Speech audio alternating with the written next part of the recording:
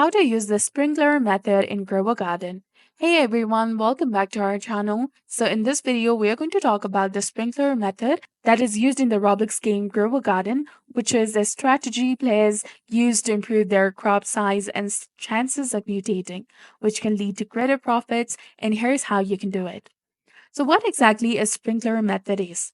It involves placing different types of sprinklers around your crops to speed up growth and increase the likelihood of the mutations.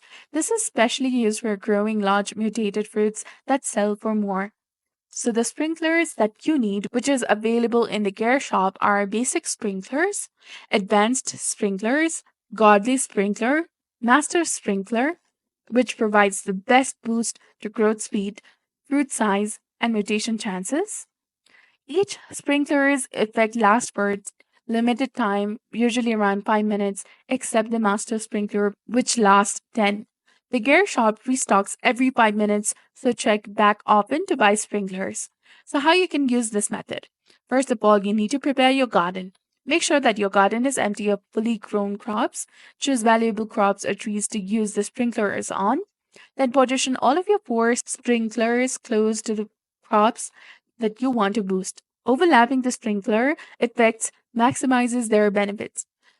So clear the area by collecting any mature crops and plant the seeds you have chosen with the area boosted by the sprinklers. After planting, exit the game and wait about 30 to 60 minutes.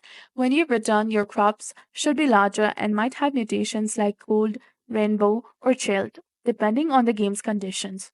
So, this method uses the combined effects of multiple sprinklers to significantly improve crop growth and mutation chances, making it ideal for growing large, mutated fruits for higher profits.